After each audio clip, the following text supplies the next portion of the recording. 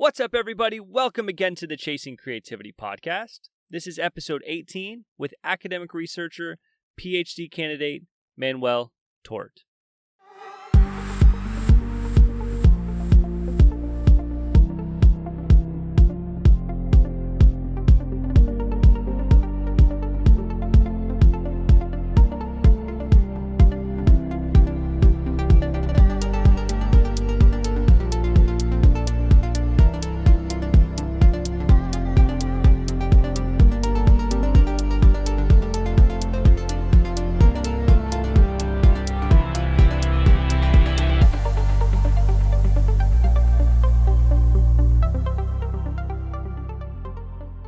How's it going, friends? Hope everyone is having an amazing morning, afternoon, night, wherever you are listening. I hope you're having an awesome day. Today's episode is with PhD candidate Manuel Anglada-Tort. He's studying the behavioral economics of music at the Technical University of Berlin. Now, his research aims to apply knowledge of behavioral economics and decision-making to the study of music judgments, preferences, and choice behaviors. Now, this is a fascinating episode and conversation that we have because it's apparent early on by the research that he has done and the papers that we'll speak about in today's episode that our choices and our preferences and judgments around music are not as neutral or maybe even personal as you may think or as I had thought going into this episode. So it's really, really fascinating stuff. We're going to jump right into the episode. A couple things before we do. If you would like to share out your music on a given episode, at the beginning of an episode here that we had just done here moments ago, just simply email me. I'd love to do it. Just write me. I'd love to play a track. Best way to do so is at chasingcreativitypodcast@gmail.com or at chasing.creativity.podcast on Instagram. So reach out. In either way, email or over Instagram. I'd love to chat with you and share your music out. Now, before we jump in, a couple things. One more thing. If you are enjoying episodes, just please consider going and rating and reviewing on iTunes or Google Play or Stitcher or Spotify, wherever you listen. It does make a huge, huge difference for the show. And that's it. I really, if you would enjoy it, or if you are enjoying these episodes rather, that would make a big difference for the show. Now that's it. Let's jump right in. Again, this is an amazing conversation. We're going to dive right into the episode, start talking about the research. I hope you enjoy it, and I'll speak with you all again soon.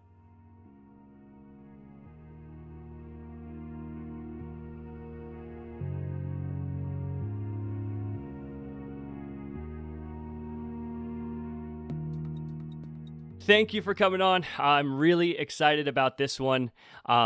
We had a little, I was on my end, honestly. It was my own fault, but a little back and forth to make sure that we got the right time to do this. But I'm really happy we could find the time to do this and sit down and talk about this today. So thank you for being on. Oh, thank you. This is exciting. Yeah. No, I am very excited about this one. So why don't we just start out and introduce yourself and a little bit about your specific area of research. Okay, so I studied psychology in Spain, in Tarragona, beautiful city. And there, because we have two languages in Catalonia, Catalan and Spanish, there is a big focus on bilingualism. So I started doing research there on how bilingual speakers pronounce or process the emotional words, whether we have two different lexicon, one for Spanish, one for Catalan, or whether we share everything. And it was there when I started really feeling this passion for research. However, this field of psycholinguistics is really an old one, and everything has been almost done. And as it was clear to me that I wanted to keep doing research, but I wanted to find like an explore topic, a really new topic. And when I found this, that there is actually people doing research on music, and this field is called psychology of music, is when I thought that's it. Like I need to, that's my thing, doing research on music. And there are very few programs that do at the moment music research or psychology of music, and I found this one called Music, Mind and Brain at Goldsmiths, University of London. Yeah, and this is really a unique program. Like, I really recommend this program. I really enjoyed studying there. And this program focuses on it combines music psychology with neuroscience, and it focuses on biological and cognitive aspects of music behavior. And it's really research based. So it gives you all the basic research tools that you need to start doing some research. And it's just fascinating. Like, you do any aspect about how music interacts in our brain. So you study this during a year, like music and memory, music and emotion, music therapy. And the part that captivated me the most, which is more the aesthetics of music. Why do we like the music we do, or what's beauty in music, and so on. So after doing this experience at Goldsmiths, I had the opportunity to start my PhD at Berlin at the Technical University. And I'm now, I think, in the second year of my PhD, doing really a project that I'm really passionate about, and I hope you will like as well. Oh, yeah. No, absolutely. So when you were finding this path early on, was there some influence from your background in music that kind of steered you to find interest here, or what was that piece like? So, well, first, it's quite interesting how psycholinguistics and music research, but they have like many similarities. And at the end, some people could even argue that, like language and music are very similar. They share syntax, they share emotional meaning, and many other things. So I think that was interesting to find out that all of this training on psycholinguistics could help me very much to do research on music. But then also it was, so I played drums and piano since I was young. So of course, being able to combine both my passions, playing music and then doing research, that was just great. Yeah, you found like a melding of the two, and you found that, maybe with psycholinguistics, that this maybe you realized that maybe it had so many similarities with the research that you moved into that it would allow you to ask questions that might not have been asked before. Exactly. Yeah. Yeah. Oh, interesting. So you start your PhD at TU Berlin, and then this opens up the path for the two papers that you've sent to me that we've spoken about via email that are the main research points of your program right now. So let's dig in there and start talking about those two papers, because they're fascinating. So these two papers really fit within this project that my supervisor and I at Goldsmiths, Daniel Mullen-Siefel, start thinking about. And I mean, a name for this project can be the behavioral economics of music, but really what we're trying to do here is to apply knowledge from behavioral economics and the psychology of decision making to study music preferences, choice behavior, and aesthetics. And just very quickly, so the psychology of decision making is really a big field, and it's really the study of how humans make judgments and decisions. And you can imagine like marketing, advertising is full of people doing research on this, but it was very surprising to us to realize that no one has really tried to apply all of this knowledge to study music and aesthetics. And this was really the main the main motivation was this. And I think the book, or the author that really inspired us, it was Daniel Kahneman. And Daniel Kahneman is a psychologist who combined the study of economics with psychology, and he won the Nobel Prize of Economy in 2002. And he really changed the way that economists and psychologists think about how we make decisions. And so traditional economics come from this idea that we humans are rational when we make decisions. Like, we have all the time in the world. We know why we make this decision and not that. And Daniel Kahneman and his research, among others, starts like showing that that's completely not true. Like, we most of the times are afraid from knowing why we choose one thing or another one, and there are many factors that influence our decision making. So yeah, the idea was to take these paradigms and knowledge and start studying music to try to answer questions like, why do we like the music we do, or why do we choose and pay for the music we do, or also can humans evaluate music objectively and rationally? Can we do such a thing? Oh, that's so fascinating that one, you found that based on behavioral economics that this is something that hasn't really been studied in the application for music. So this must have been really exciting for you, having kind of come into this field and realize that these questions haven't been applied at all. Exactly. Yeah, and what I really like about research, at least the way that I see it, is that it's all about finding things that seem obvious, but no one has looked, or no one has thought of doing. And I think the more obvious and the most unexplored a topic is, the best this topic can for research or to empirically investigate it. Right.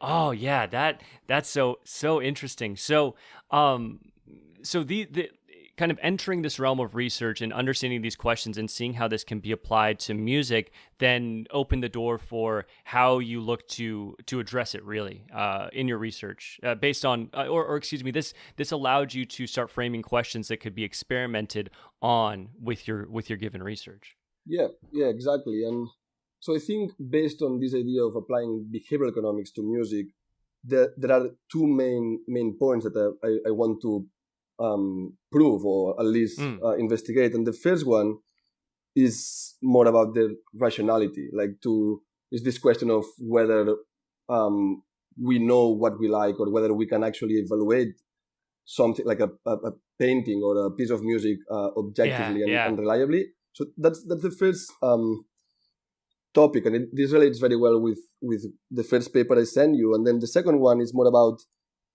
this framework called cognitive biases and heuristics, which is also this very important piece of work by Daniel Kahneman and colleagues, who is based on the idea that when people make judgments and decisions, they rely on heuristic principles. And a heuristic principle is a shortcut. It's like a decision rule that most of the time is efficient and allows us to work fast and without having to think much.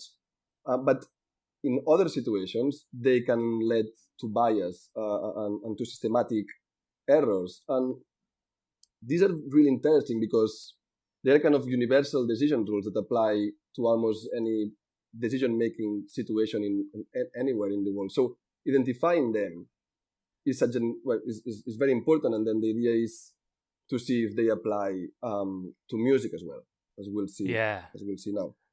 Yeah. Oh, I think that's such an interesting point you make with just at the beginning of what you mentioned here is if we can really objectively value things like art or music and all these different things. And it brings to mind popular culture, say like clothes, right? Or art.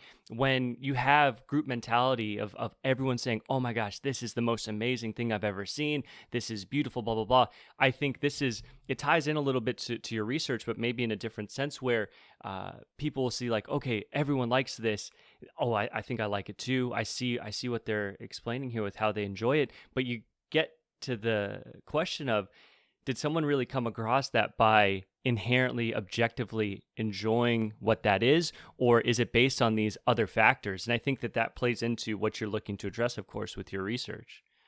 Yeah, and I really find this personally very interesting, in particular because we are still very far from knowing, let's say, for example, the perfect recipe for making a song a hit. Yeah. There is this research topic or area called hit song science, where people are investing money and time to try to find out what are the perfect ingredients to make a hit. And I think the state of the art right now is really, it's not really good. No one has been able to predict what's the most important to make a hit. So it's really fascinating for that, for how still are we far from knowing really what really matters. Right. I think that stuff is absolutely fascinating as well, because you can get a sense of popular music and even I guess we can address popular music having some formulaic pieces to a song, right? And then uh, uh, there's always that time where maybe you'll listen to a song and something will stick out and it's not right. Maybe it's someone just starting out in music and it just sounds choppy or doesn't quite mold to a certain feel, and then it doesn't have the same emotional pull as that maybe more formulaic song. So I absolutely feel that there's underlying like maybe foundational pieces that will lend to what is the recipe for a song to be popular or to be pleasing to the ear, and to see that that's a research area. I think that's just super interesting. Yeah, so this is actually is a quite a big research area, and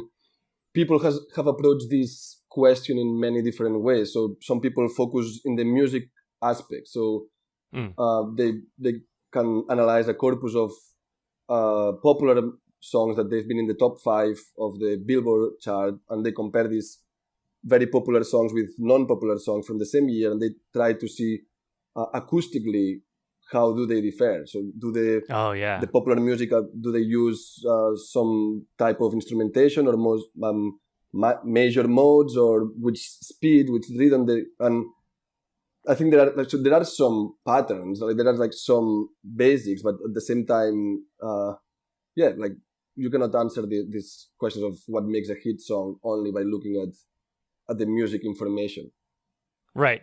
And I think for certain, with a lot of times there'll be a big hit for the year, right? In maybe top 40 music, right? Really popular music. And then you'll see copycat songs come following, right? And they'll sound pretty similar to the song, but some different variations, but the theme's almost exactly the same. And you get that sense it's almost the same song.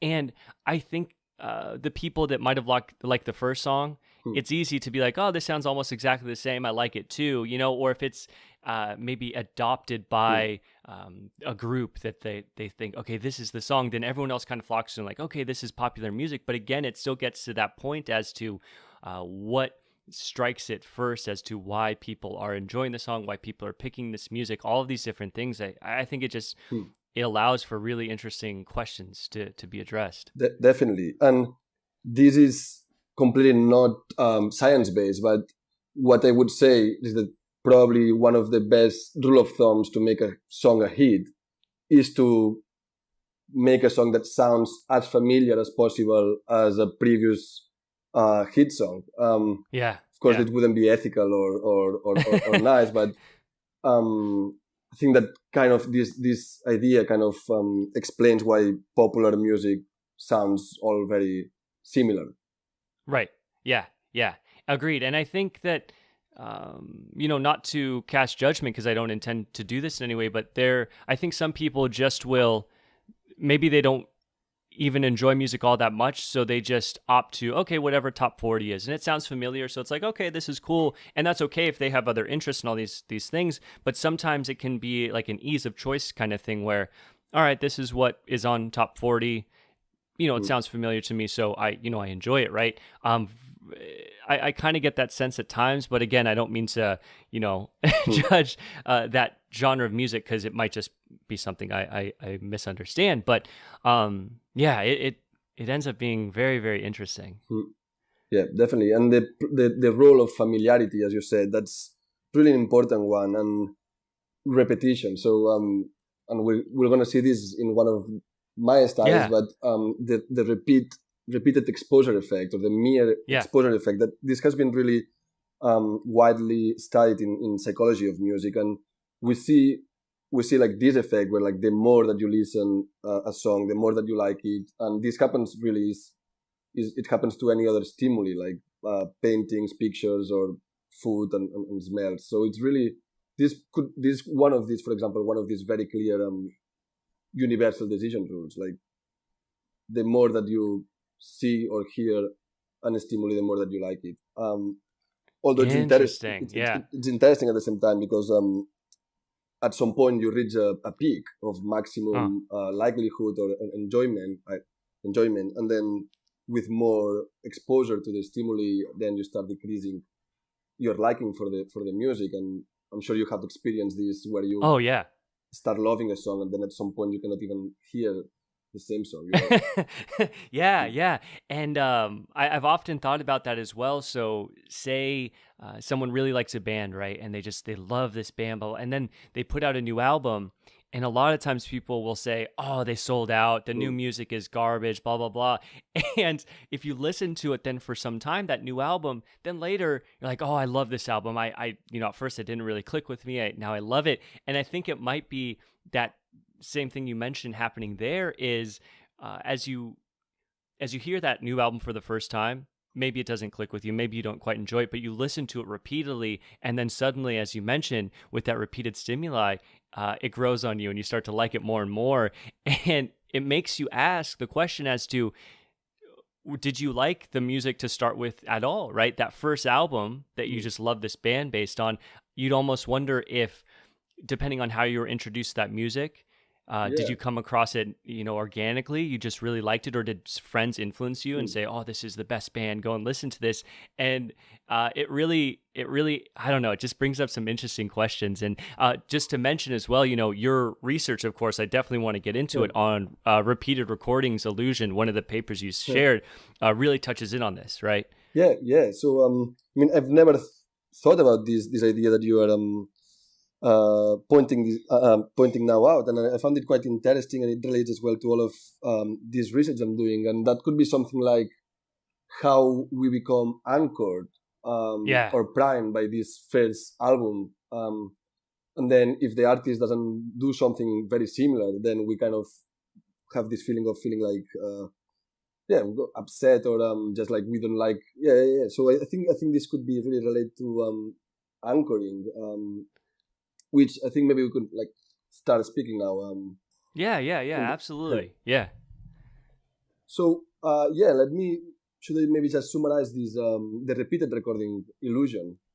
Yeah, I think so. Yeah. Let's start there. If that's the first paper you'd like to start with, let's dig in. Cool. So this is part. I started with this project as a part of my master's at Music, Mind and Brain, and this idea comes from Daniel Murensiffen, my supervisor, and it was like this idea that he had in mind, but he never did like properly in a lab. And the idea is that there is this phenomenon that we call in the paper repeated recording illusion, but it refers to the fact that if you like tell people to listen to the same music recording repeatedly, but you don't tell them that it's the same music recording. You just like make up a story saying like, look, we have 3 different artists who have interpreted this original piece by Elvis Presley, let's say. Yeah. Please listen to them and then evaluate them. So if you provide participants with a context like this, most people tend to believe that they hear different musical pieces while they are in fact identical. So we had this idea before because people, like there was like this famous study in the radio where they did that, but of course it was not really empirical solid. So we just wanted to repeat this in the lab, and that's what we did really. So we told participants that we were doing an experiment about how people evaluate music performances. And we told them to listen to different music performances of an original piece. Yeah. Each time they listened, so before listening to each recording, they were presented with a text that provided some information about the artist. But this text was consistently manipulated to induce or evoke low, medium, or high prestige of the performer. So participants would read this text, then they would listen to the song, and after they would provide different evaluations. And of course, the trick of the experiment is that the music input is exactly the same the 3 times. So we were very surprised we would expect like something like maybe some people are going to be susceptible to disillusion or trip, but then we found that most participants, 75% of participants, believe that they had heard different musical performances. Yeah. And this was really shocking. And I mean, there are many other interesting things of this paper. Like, for example, we investigated musicians, so highly trained musicians and non-musicians, and we found no differences between groups. So both groups were similarly, oh my God, yeah, similarly susceptible to the illusion. And yeah, that's still like today when I explain this to friends, like they don't believe it. yeah. You would first to find it was 75%. That's incredible. I mean, that's a huge amount in terms of 3/4 of the people were tricked by this.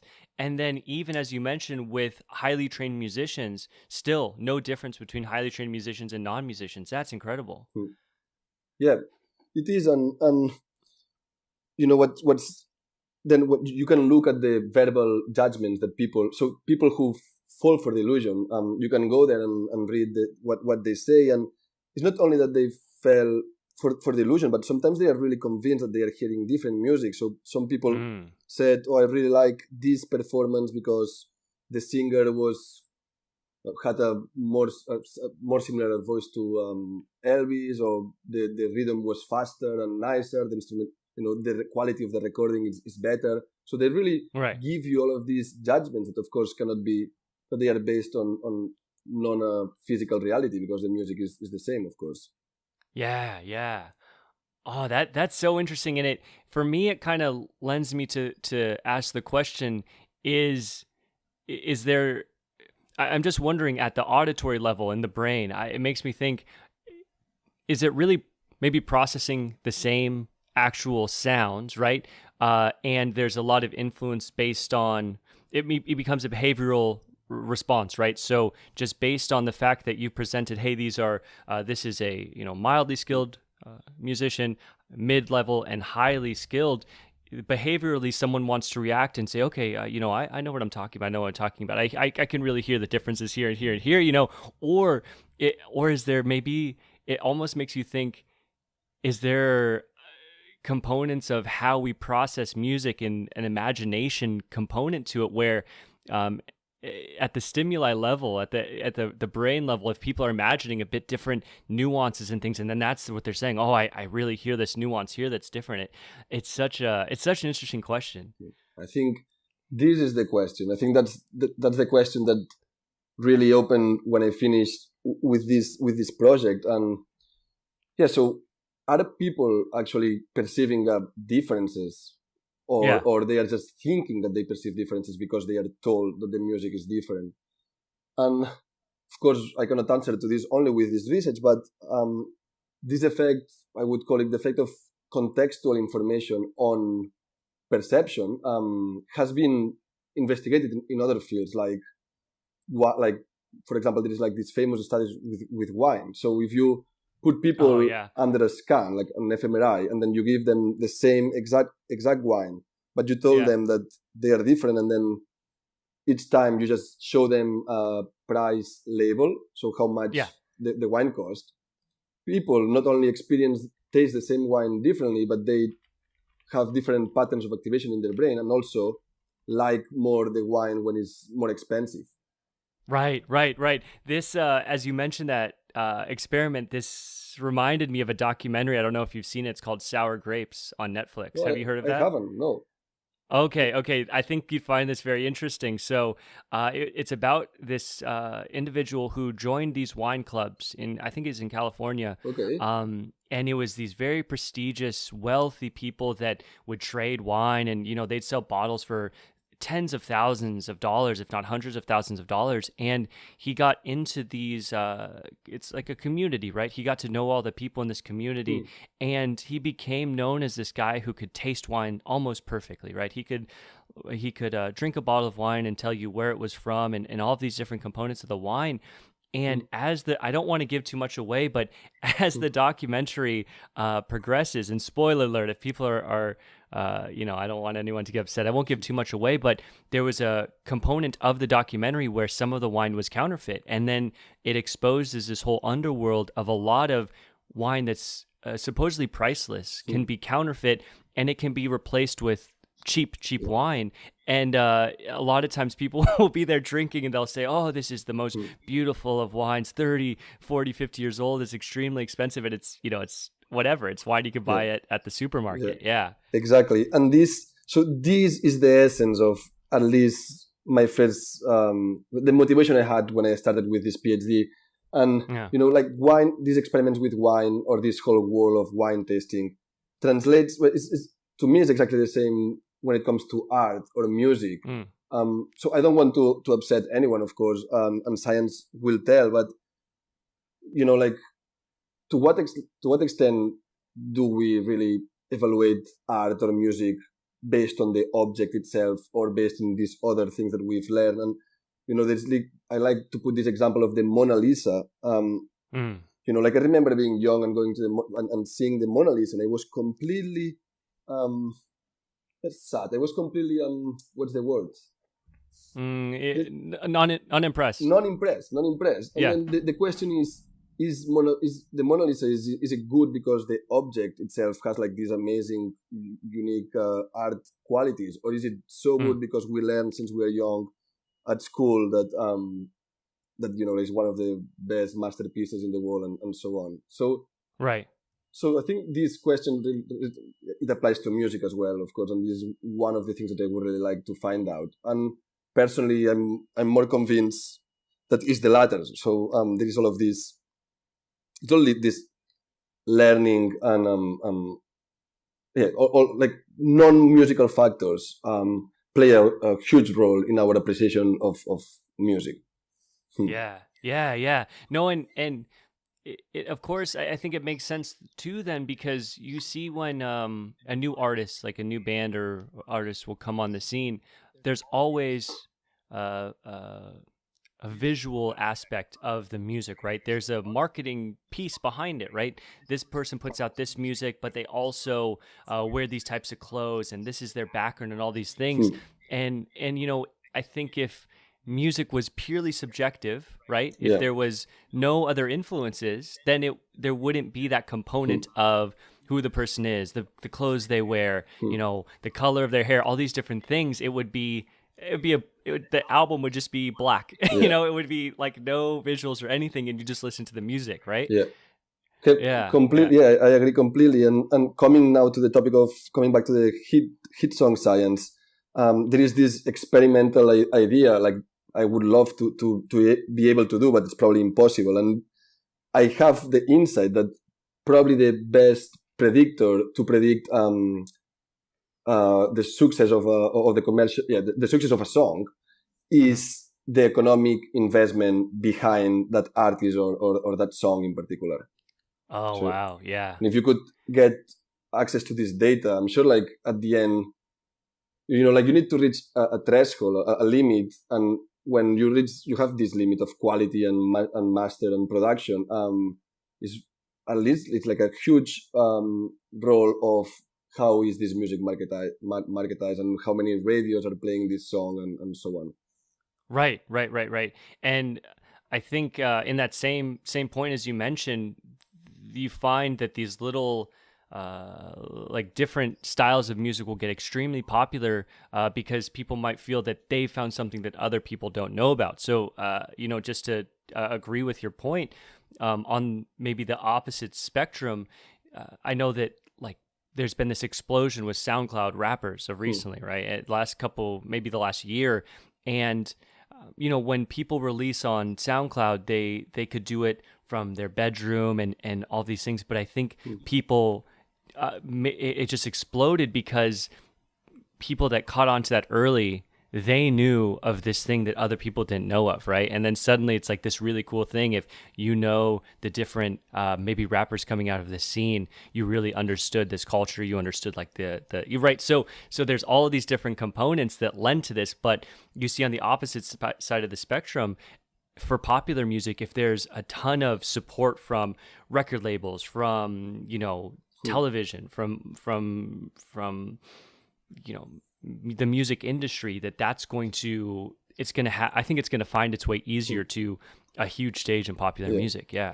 And if you want to add even an extra layer of complexity, then you have all these, we could call it like non-musical factors that in theory should not influence listeners, but we know that they do. And these could be things as simple as the season, the weather, whether the artist is good looking or not, the clothes that they and all of these stories that they really matter. And I really like this example of The Voice or these castings, TV castings, like X Factor and so on, where like this, and this links very well to this study, like this, when the singer gives a personal story just before singing.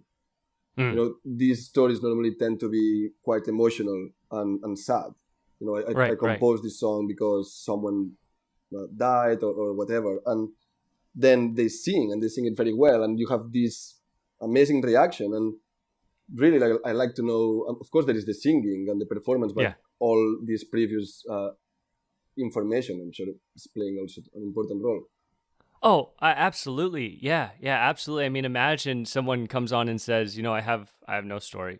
And then they just start singing. It's not gonna translate the same way as you mentioned to someone who I had loss in my family, and then, I had to move and all these different things. These like this crazy emotional roller coaster, and then it led them to getting to that stage. It's totally different. Yeah. So this in part this study, the repeated recording illusion, I have here the text that we use. I can read you a little bit of its text so you can see the similarities with this idea of the casting. And so, every song was presented with a low, medium, or high prestige of the performer. And now I'm just going to read you a part of the low prestige text. And these say, Larry was a humble truck driver who developed an obsessive love for Elvis Presley from an early age. His lack of musical training did not hold him back from impersonating his beloved star on stage. And then it goes on, and it ends up saying something like, a close friend expressed that his unsuccessful career as an Elvis impersonator made him spiral into a deep depression. You see? So that's a low prestige text, and then a high prestige text. Let me see if I found it. Yeah, so starting at the age of 6, Sean Clash would sing and dance like Elvis. He now works as a professional actor and performer, and he has a strong music background from classical to jazz music in singing and guitar. Yeah. So while this information changes, the music remains the same. And then we saw this strong effect where people evaluate the same song significantly more higher when it's presented with high prestige than when presented with low prestige. Oh my God, that's so funny. That's crazy. Yeah. It's incredible. Did you have, I think I saw in the paper that there were some verbal responses from participants as well, or written responses as well. Do you have any of those offhand, or do you remember some of those? Because I think, go ahead, But I have them, they are here at the end of the paper. Let me see if I can find good ones. But so just starting here. So I thought this version sounded more like the original by Elvis, sounds like. I enjoyed this performance of the song more than the first one. Oh my gosh, yeah. Here another one, you can, so he said, or she said, I didn't feel that the instrumentation was quite as tight in this clip, however, with the bass being looser and the piano not as prominent. Yeah. Oh, that's so funny. That's incredible. And, I just have to assume that, or it'd be funny just to hear responses to after. I mean, it's almost like you get people on a television show where they're being tricked, and they're being filmed and they don't know of it, right? And then you show them after and they're just like totally surprised because I imagine myself in that situation. If I did it, I could see myself being tricked. I mean, 75% of people are tricked. People with a music background are tricked, and it just it really makes you think of how you're interpreting music and that influence from other people and influence from culture and marketing and the name and all of these different things. Yeah. So and that's true. And then also, I think it's important to mention that this paradigm that we use, it has also an important limitation because so it's important to mention this because I don't know to what extent these reactions would generalize to real situations. But like we told participants that, so we misled them to tell and say that they would listen to different songs. So this is an important limitation of this study because like they were already. We told them that. So it would be really interesting to replicate this study and try to avoid this misleading component and see whether this still happens. But if this actually happens in the real world, then the interesting thing is also to find out what can be the consequences. So, like there are situations like music competitions or people like or music preferences where really rely on all of this memory that we have about the music and to what extent all of this kind of fake information really bias ourselves to create our music preferences and taste or give some scores to this pianist and not another one and right absolutely. It makes me think of Lang Lang. Are you familiar with Lang Lang, the pianist?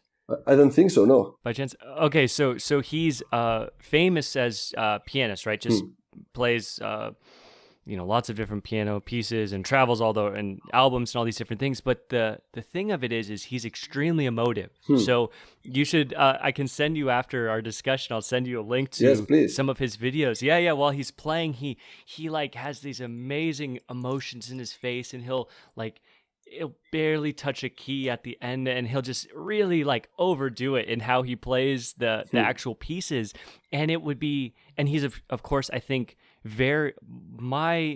maybe my assumption here, or something that could play into the conversation here that we're speaking about, is based on how he emotes and how he does all these over the top things. People might react to the music he's playing and think, oh my gosh, this is just beautiful, beautiful, beautiful. Whereas they might have a different response if there was, no visual component. They just listen to the music that he was playing. It's those kind of things. It's that influence. So it sounds very similar to Glenn Gould. I don't know if I'm pronouncing his name properly, but he's this pianist who mostly interprets Bach, and he was at that time quite criticized because the way that he was playing, being very emotional and doing these strange movements, and some people would really criticize him, and then others would love him. But now he's considered a very unique and amazing pianist. Right. For this unique atypicality or uniqueness or. Yeah, it's interesting. It really, I think a person can be. I guess what I'm looking to say is, if you address someone, you say, "Hey, there's all of these confounding pieces that influence the music that you appreciate." I think a person might almost be offended, like, no, I like the music for this reason. It's beautiful music. I can tell when it's beautiful music, But really being honest with yourself, you have to realize that there's all of these different factors that play into why you've chosen that thing that you enjoy. It's interesting. Yeah. So if you don't mind, then so the first paper that you presented with me was repeated recordings illusion, and then also you had shared with me another piece, names and titles matter. Yeah. So with this first paper, I think I tried to make the point that like many other human judgments, evaluations of music also rely on cognitive biases and do not depend on the music stimuli itself. But then the second question is more about, okay, let's try to identify heuristic principles or more specific decision rules that might be important or might bias our music evaluation. And here is when we then come with this idea of this project, that on the one hand we focus on the effect of song titles on music evaluation, but to do so, we use two very important heuristic principles. So the thing is that if you go to empirical aesthetics, when people look at aesthetic appreciation of paintings or visual arts, researchers have looked quite a lot at the effect of titles. So, if you go to a contemporary museum, how much the title might affect your enjoyment of that piece of art. And findings show that, titles matter, and especially if the painting is contemporary, it seems that abstract, seems that titles even matter more. But surprisingly, there is no studies in the literature that looked at song title effects on music. So the idea was very simple. We just wanted to manipulate different linguistic characteristics of the titles and present the same music with different titles, and then see how this might affect listeners. And this really relates to my previous knowledge on psycholinguistics. And for the first experiment, we manipulated the linguistic fluency of titles. And linguistic fluency is this very general cognitive bias that says that people tend to prefer easy to process information than difficult to process information. And you can manipulate this linguistically by simply creating names that they are very easy to pronounce or names that they are very difficult to pronounce. So to do so, we used Turkish names, and we used these names from a previous study where we carefully chosen names that were linguistically very difficult to pronounce or disfluent in Turkish, and then names that they were very fluent or easy to pronounce. And we just presented the same songs with these different titles, and then participants had to listen to the music and evaluate it using different rating scales, from how much do you like the music, how good do you think the musical quality is, but also some ratings measuring more behavioral aspects, like do you think this song is going to be commercially successful, or how likely would you be to recommend this song to a friend. And in this first experiment, we found that the same music, when it was presented with fluent names, it was significantly evaluated more positively. And it's important to say that the effects were very small. So these effects, they were really tiny, but there is a clear, consistent effect overall. So although this might not be a completely, that's not going to make, that's the reason because someone is going to love a song or an artist is going to become famous. When you take lots of data into account and you look for general trends, so there is this trend of preferring a song when it's paired with fluent or easy to process names. Yeah. But that was just one study, and we wanted to kind of generalize or manipulate something different. And then we conducted this second study, that experiment that focused on the emotional content of titles. So in a very similar paradigm, we manipulated the titles to be either positive, that could be like kiss or love, negative, like murder or tragedy, for example, and neutral titles like window or table. So we present the same music with these different titles, and then we look at music evaluations. And here we found a bit of unexpected results, because I imagine that what you would expect here is that people tend to like more the music when it's paired with positive titles. Yeah. However, we didn't find this really. We found that neutral titles led to the most positive evaluations. And this, still is an open question why that's the case. But we imagine that what's happening here is that we did not really perfectly control for the emotional content of the music. So what? So what might be happening here is that if a song is positive and is paired with a negative title, this could lead to this incongruent situation where people don't like, and in the other way around as well. So if a song is negative and paired with a positive title, so we have also this weird feeling. So it might be that neutral titles in this case behave in a more safe way, let's say. So in general, seem that they led to more positive favorite judgments.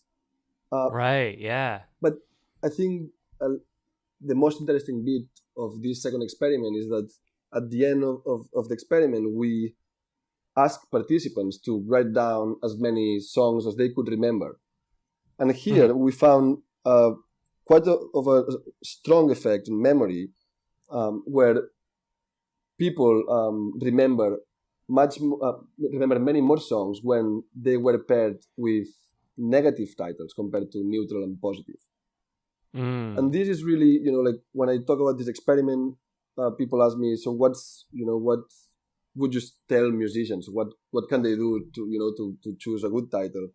And really, I think that this experiment doesn't really give you a good answer on this, because on the one hand, you might be using one type of titles so people like more the music, but on the other one, some types of titles might help people remember much more the music. So from an artist point of view, you might have to decide what's more important for you. Like, you want people to remember your music even if they don't like it, or the other way around. So it's kind of like conflicting results from the artist point of view, I would say. Yeah. No, that's very interesting, because I was, as you mentioned some of these things, I was thinking about the music I enjoy and what tracks I remember the name, and across the board, what do I see as commonalities with the names of given tracks? And I think tying into this, I do think that a lot of the track names can be very neutral. So oftentimes in the electronic music that I'll listen to frequently, it'll be a name that won't have at first glance meaning at all. It'll be very strange. Like I want to actually. I'll pick out the. Give me one sec. The song that's sticking out to me, I just want to make sure how can I find it? I wanted to. Why am I? Okay, well, screw it. So there are tracks that immediately came to mind, and it oftentimes will have like a number associated with the end of the track, and it's totally random. But for whatever reason, those stick in my mind a little bit better, or it might be that just kind of made by trial and error. Electronic musicians have found that something very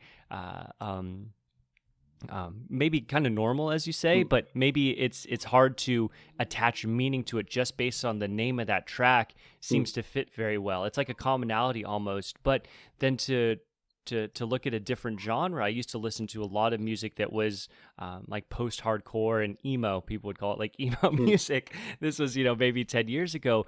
But sometimes those titles would be like really in your face, not violent, but really emotional titles. But it's because maybe the people listening to that music knew what they were looking for. They knew they wanted that really like emo song or whatnot, Yeah. And, like for this study in particular, it was a bit difficult because we wanted to compare titles that were positive, negative, or neutral, but they could only differ in the emotionality. So other linguistic variables such as familiarity or frequency, length, and so on, they have to be the same. So we make sure that we are just studying the effect of emotionality isolated. But if I could do another experiment on this line, I would really like to try to use more extreme titles. And, as you say, there are like really, if you Google, like the worst song titles of history, like you have many good examples. Like there is a song called My Guitar Wants to Kill Your Mama by Frank Zappa, or Green Day have a song called Haha, You Are Dead. So it would be like, I don't know, are these like, to what extent these really extreme evocative titles, I'm sure like we would see bigger effects and more interesting effects using these titles. Yeah. Oh yeah. Yeah, it's so interesting because it really makes you again think of, what are these influences that are leading me to enjoy this song versus another song. Right off the bat, before you even listen to the music, you're going to have some emotional feel as to, what you're getting yourself into listening to that track, especially I think if it ties into a subculture. If you have a band that has an image that ties into a subculture, or a song that ties into that subculture, if you relate well with that culture, immediately that song already has a leg up, on what it's going to provide for you. And another aspect related to this is that in this, for the stimuli that we used for this experiment was popular music that was unfamiliar, but it sounded like normal instrumental rock or techno music. But it would be really interesting to use a completely different music style like heavy metal, because I would expect that negative titles in heavy metal, for example, would have create a different reaction than negative titles in tango or reggaeton. Right. Yeah, exactly. Like a genre, like reggaeton, that's always going to be positive and love induced, right? If you add in a very negative, name for that, it's going to have a huge influence. At the end, I just find titles are an interesting one. Like, we kind of like ignore them, but then we really rely on them to search for music or talk about music, or search for music in playlists. So I'm convinced they have to. There's many more research to do in this line. At the moment, I'm supervising a project where we are looking at. It's called the recognition heuristic, but it's as simple as creating a playlist with different music, and then we use some songs that are some titles that are very easy to recognize, and some titles that are difficult to recognize. So you can do this, for example, by making. So this one we've done it with German participants, and then at the beginning of the experiment they have to learn some Spanish words. Sorry.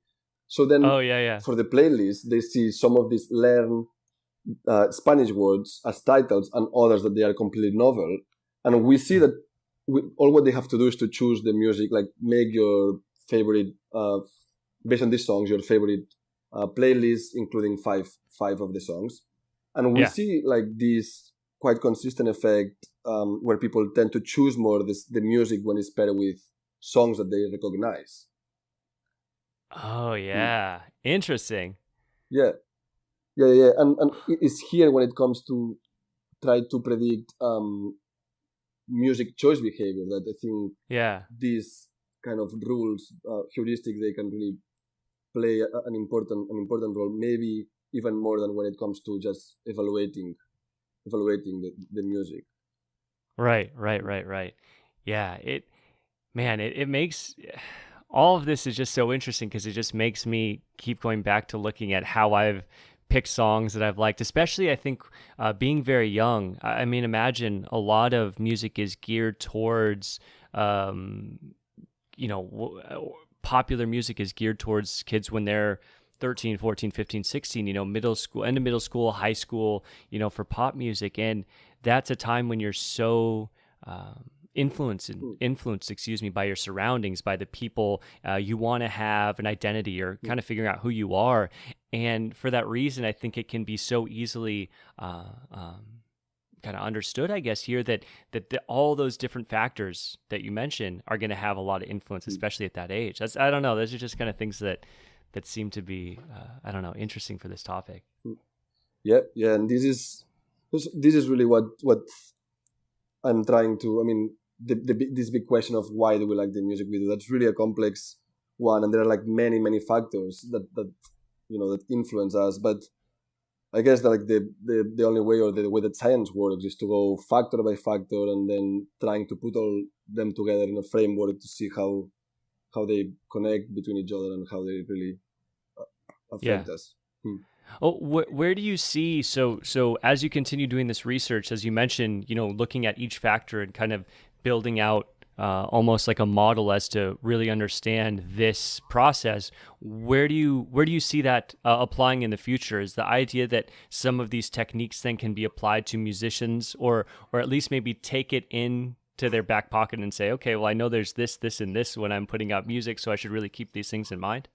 So this is a good question. And when you do a PhD, you always have, I think that's one of the most difficult questions, which at the end is, why is this important? Or what are the real world applications of all of this. And I mean, I don't do this research so I can then sell the research. But of course, if you write papers or grants, you have to justify why is this important. And in that case, I think the most logical application of all of these, it goes to fields like audio branding or marketing, and also fields like recommender systems or streaming services like YouTube or Spotify. So when it comes to marketing and audio branding, audio branding is like it's been this really neglected field of all the auditory components that go with a brand. And people have focused a lot in visual aspects before, but then we know that the audio, how a brand sounds, and all of this, it really matters. So there are all of these. I really like to put this study as an example, but if you ask people when they are leaving a supermarket, why did you buy a certain wine, the wine that you bought, like they would give you many reasons and try to justify the why they bought that. But then there are this study where they played either German music or French music, and then they found out that people bought more German wine when there was German music. And when they were asked at the end, no one said that they bought that wine because the music was German. Yeah. So there is that's so weird. Yeah. So there is, I think, many things to do in this line in terms of marketing and advertising, and then you also have like the use of music in stores or airplanes and so on to make the user's experience nicer. It's not really what I like of this research. Like, I'm more concerned on the philosophical question of beauty and liking and behavior, but it's an obvious application. And then the second one, I think it relates more to all of these recommender systems and streaming services. Spotify is like the perfect example. They are very good at all of these. I don't know if you use, for example, Discovery Weekly. You have this playlist that recommend music for you. So they're quite good, but they cannot predict with 100% of accuracy if you're gonna love one song or not. So all of this gap that we still have today to be able to recommend music perfectly, I think this type of research can be very important to make these systems much more efficient. Right. Yeah, that's so cool that I didn't really think of that application with Spotify. Like they're using, I don't know if their application is handpicked or even like algorithm based picked. That would be so interesting to learn more about. But as you mentioned, really honing in what those identifiers are and understanding, based on certain elements, what someone is going to enjoy. Determining those predictors, I think, is super interesting. But I do appreciate, as you mentioned, your real true passion and interest is understanding, subjective beauty. I think that is such a fun topic to dig into because, just through this conversation, you can realize that you really have to be very introspective to understand if the things that you enjoy, what percentage of that is outside influence, based on, your whole life, all those experiences that have happened to you at a young age, moving through, adolescence and adulthood now to today, the things that you really cherish, it becomes so interesting. You don't really, it can be so hard to define what percentage that is as like innate subjective beauty versus all these other exterior influences. Yeah. Oh man. Yes, that is sweet. So moving forward then, you've mentioned where you can kind of see this research going. Do you have specific projects in mind aside from what we've spoken about today moving forward, or right now are you at the stage where you're kind of maybe synthesizing some of the prior information? Yeah, so there is. I'm involved in many projects. There is so much things to do in this line. And so, for example, just to put maybe a couple of examples. So I've been working this last year in a project that we call the basking experiment. Basking as street musician. And here what we really wanted to do is to try to study these performative factors that might influence reactions to basking, like how much money people give or how many people give money. So we actually carried out an experiment during 24 days in the London Underground, where an actor, a real basker, she was performing, and sometimes she was playing familiar music, other times unfamiliar music. Sometimes she was playing with emotive and body movement, like engaging with the music, and other times she was completely still, not moving at all. Oh yeah, yeah. And then we recorded people's reaction in terms of how much money they gave. This is still an ongoing project, so I don't have results. But I really like this to put, like, I think this experiment is a good example of where the behavioral economics of music can go. And here really is we're actually measuring economic behavior as a response of music in a real world, in a field study. So that's one thing. And then I'm also interested in this thing of the season. Like in economics, there've been these studies on seasonal effects on the market. So like why maybe one day is sunny and people tend to be more risky in the economic decisions, whereas if it's raining, they may be the weather influences your economic behavior.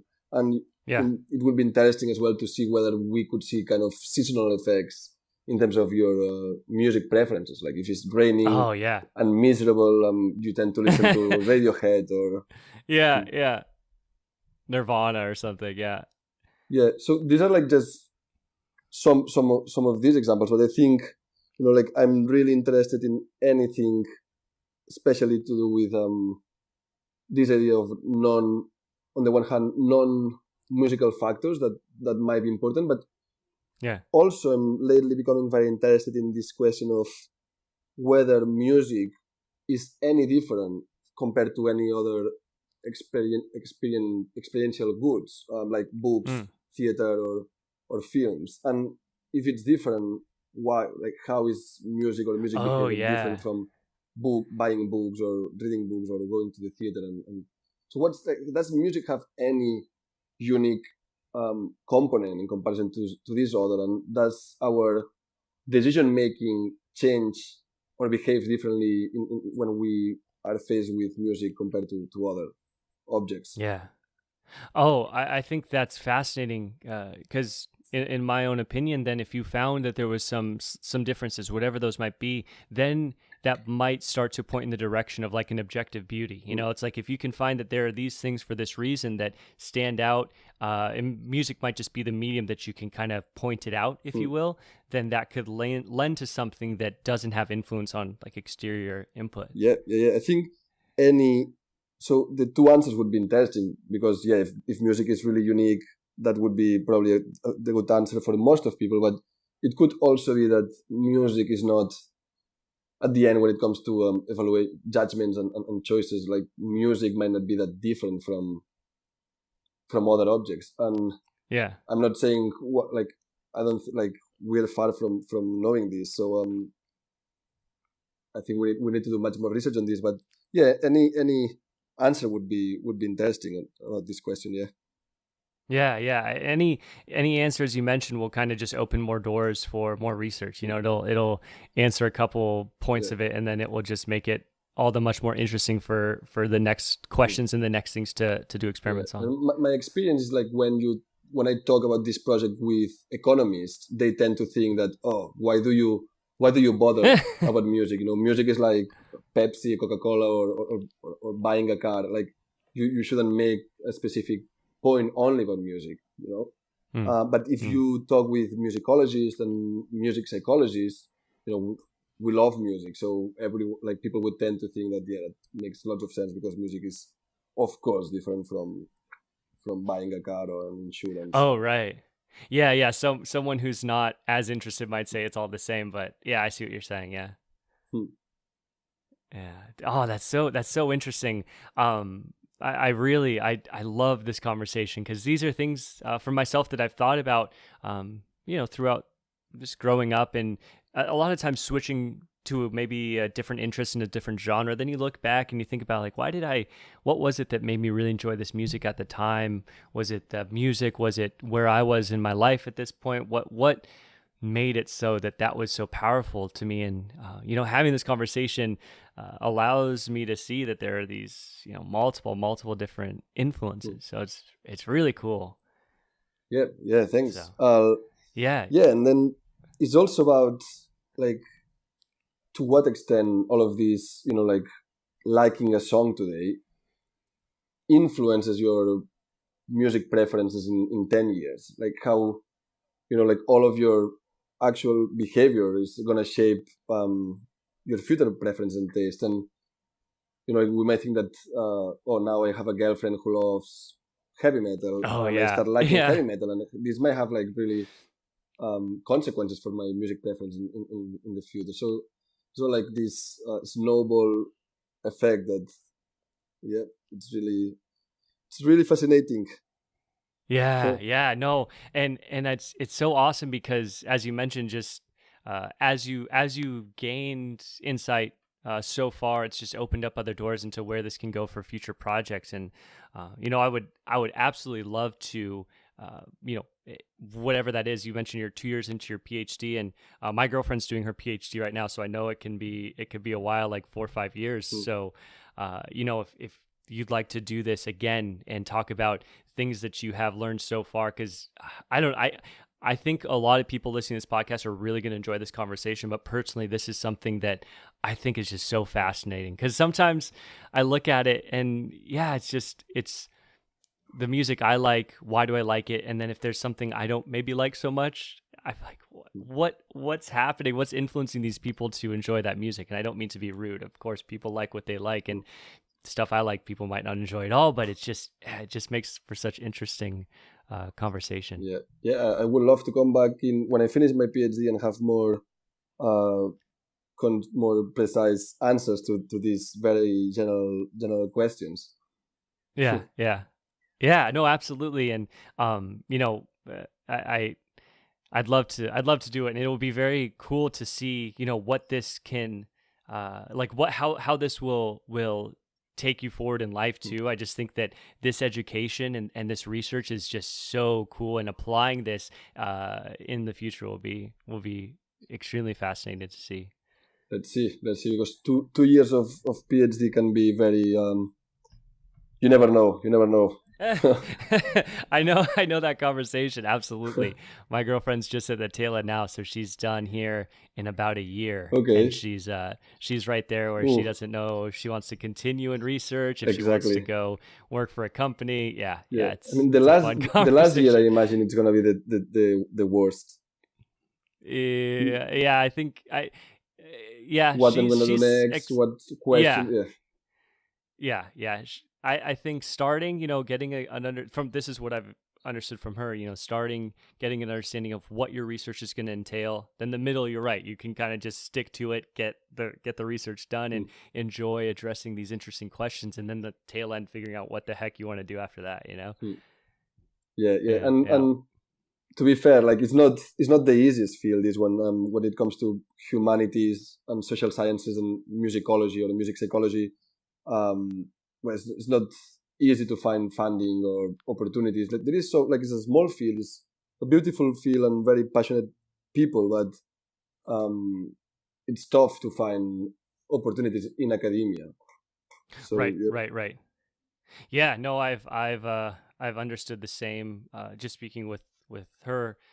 Her research is so unique that either she would continue on at a research institute like a postdoc, or translate into something completely different at a company. So it does become a challenge. It's a challenging question at the end, and it can be I've seen it with her. It's annoying in a sense because she really loves what she does, and then if she wants to continue on, it's very limited in what she can find to do from here. So it's unfortunate for that reason that, you know, a lot of times what translates at a company is not maybe, I think the most interesting topics. It's whatever makes that company money, unfortunately, you know? So yeah. I mean, as much as I love science, there are many important reasons to be very frustrated about it. And, you know, it's first of all, it's very slow. Like, there is this paper that it got published last year, a paper of mine,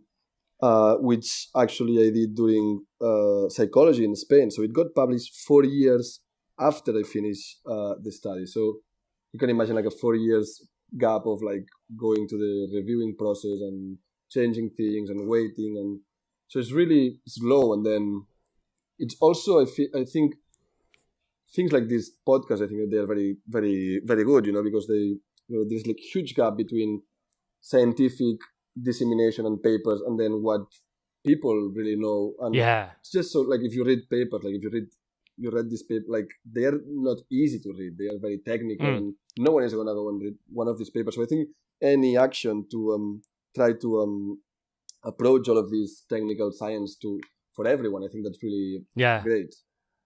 Oh, yeah. And I appreciate you coming on and doing this. And I think when you're able to speak about it and kind of synthesize it from your own perspective, right? Talk about the research and what you've done, but then be able to, address it in a way that a lot of people can understand it, which is going to be more difficult reading a technical research paper. I think that kind of stuff is extremely important because, people are out there wanting to learn about these things. I think there, again, as you mentioned, can be a gap versus interest and then having access to the information or, having the time even to sit down and read papers and maybe not know where to look to find the right papers and not know that whole realm of research. Maybe it can be a lot of limitations, if you will. So this has been super fun, super exciting, and I really appreciate you coming on and doing it. It's thank you very much. No, it's been great. Yeah. So one thing I always like to mention towards the end, if you would like to point listeners to places to find your research, maybe like Twitter, website, anything like that, if you'd like to share that now, that would be great. And I will be, posting those links and show notes and all sorts of stuff too. Yeah, so I'm active in Twitter. So you can find me on Twitter or in the website of my department. It's the Audio Communication Department at TU Berlin. And I don't know if you're going to share my email. Like, I'm more than happy to answer questions or for future collaborations or anything like this. Now I have the time for all of these things. So I will be more than happy to further discuss all of this with people. Yeah, cool. I can share all that out. I definitely will. I'll point everyone just when I post on, say, Instagram or Twitter or wherever, I'll point everyone there. So, and really, honestly, whenever you'd like to do this again, maybe it's a year, 2 years, or whenever, I'd love to do it. I'd love to see where this research translates to and what doors it opens for further research and what you learn along the way. Let's do it. Yes. Yeah. Cool. All right. Awesome. Thank you. Okay. Thank you very much. Thanks.